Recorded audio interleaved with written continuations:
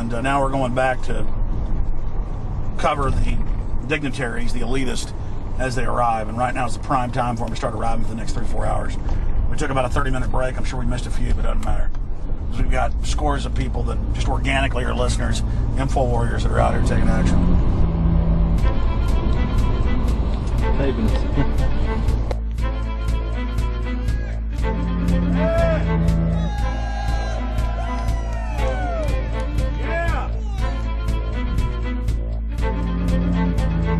And we're going to be out here for the next 3 days while you try to chart the future of our destiny.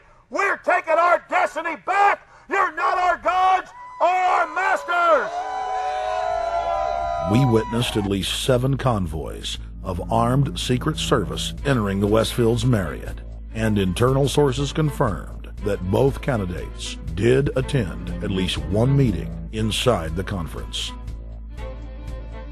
While the Bilderberg Group was 100% successful in 2008 at keeping their name out of the mainstream media, they did not fare as well when it came to the exploding independent press. During the entire 2-day event, anti-New World Order protesters and alternative media encircled the hotel. You are being exposed everywhere! From David Rockefeller, from John Edwards, from Bill Clinton. Your game of secrecy is over! You're gonna pay! Get him! It's up close! You piece of trash! This is Bernanke, man! Bernanke, you're going down!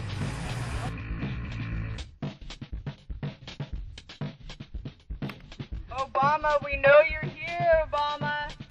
You cleared your schedule for the next 3 days. We know you're in Virginia. Arch criminals! New World Order scum! We are not your slave scum! Brave Americans came from all over the United States and bullhorned the main conference hall at close range as the global power brokers schemed inside. You are criminals!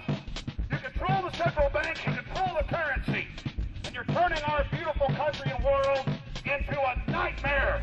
The global elite are desperate to keep their organizational meetings a secret. They are keenly aware that if the population discovers that policy is being developed covertly by powerful special interest, the people will revolt. It is our duty to expose these criminals. It's a criminal act under federal law for federal officials to have private meetings to discuss world policy with non-federal workers.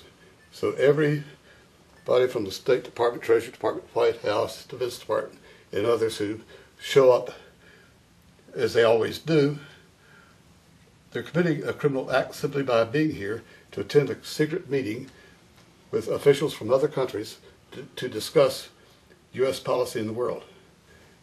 So literally it's a criminal act.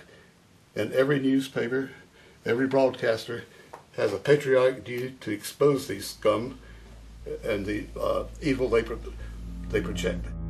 The election primaries served as a great diversion, while the true future course of the nation was being set behind closed doors. You've got, obviously, the Bilderberger Group, founded by the former Nazi Prince Bernhard of Holland. You've got the Trilateral Commission, founded by David Rockefeller's Zbigniew Brzezinski. They're the ones who ran the Carter administration. Everybody in the Carter administration, from Carter and Mondale and Volcker and Brzezinski, were all members of the Trilateral Commission. Founding member of rap sensation Public Enemy, Professor Griff, gave us his view of the Obama phenomenon. Barack Obama's been given a pass by the Blue Bloods. He's been given the okay by certain secret societies for them to let him in. I truly believe imperialism and fascism needs a facelift. And that facelift is going to have to be black. And the reason why I believe that, simply because I think they're trying to go into Africa. Well, they're already in Africa. But they want to totally control all the natural minerals that they're going to need to carry themselves into the 21st, 22nd, and 23rd centuries. You follow me? So I think they have to go through a phase of galvanizing the masses of dark-skinned people that truly believe that change needs to come. But the change that they're talking about is not necessarily change for the better as far as the masses of the people. It's probably a better change for them. It's not going to change for us, the little man on the totem pole. And no one looks at the agenda. As long as he positions himself right, have the right tie on, have the right smile, repeats the slogans over and over and drives it home, the average American is just going to swallow it hook, line, and sinker. And we don't even know what the agenda is. Writing in his 1964 book, With No Apologies, Senator Barry Goldwater said, "The Trilateral Commission is intended to be the vehicle for multinational consolidation of the commercial and banking interest by seizing control of the political government of the United States. The Trilateral Commission represents a skillful, coordinated effort to seize control and consolidate the four centers of power: political, monetary, intellectual, and ecclesiastical. What the Trilateral Commission intends is to create a worldwide economic power superior to the political governments of the nation-states involved. As managers and creators of the system, they will rule the future."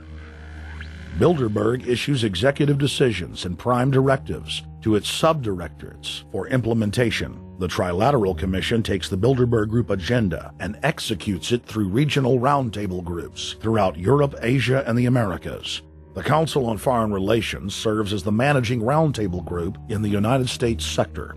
The Council on Foreign Relations has dominated every administration since the days of FDR. The way in which they make policy and rule is that they are a polycentric oligarchical system. You have to be a finance oligarch. Remember, this is not a society ruled by generals, not by priests, not by bureaucrats, not by demagogues, none of those, but by bankers. Bankers rule, and the bankers set up these institutions. They set up things modeled on the Royal Institute for International Affairs, Chatham House, and the Milner Round Table of the period right after the Boer War, so even before World War I. You had the British setting up these round tables, institutes with publications and conferences, and this is how they make policy. Upon Obama's inauguration, members of the Bilderberg Group, Trilateral Commission, and CFR flooded into every position of power in the executive branch, replacing Trilateral Commission and CFR members who previously filled the positions during the Bush administration. When you look at the U.S. ruling class, you'd have to say that they're a really pathetic bunch of failures and bunglers. They are a miserable excuse for a ruling class. And that's one of the big problems we have, is you go from Clinton to Bush to Obama. What stays the same is the ruling elite that gives these puppets the orders that they act on.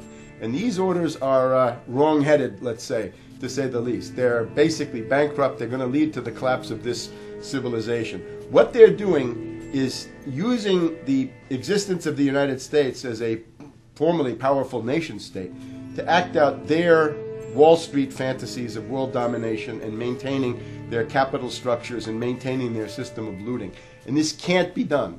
So the basic question is, they've hijacked our country and you got to take it back from them. You've got to drive Wall Street out of the government, and at that point you'd have a reasonable chance of getting back to prosperity and some kind of peace and order in international affairs. We had a chance to speak with economist and author George Humphrey.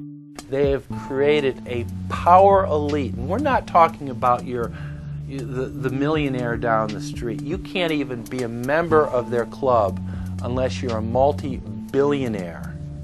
And friends, this is not about rich versus poor. This is about a very, very small handful of the worst criminal element on this planet, manipulating and destroying the good people of this nation and of this world. About this Obama with change. Look at the people he's put in to mastermind the economic recovery. Larry Summers. I love it. Every time they talk about Larry Summers, he's always brilliant. He's another brilliant one. He's the one that helped dismantle the Glass-Steagall Act, the banking act that was put in place in the 1930s, so the banks couldn't become the banksters that they become. In the 1990s, you had the beginning of the derivatives bubble, thanks to people like Alan Greenspan, Reuben Summers, a lot of the people who are now back in the Obama administration. And the derivatives, I think, are the centerpiece of this entire problem today. These are the same people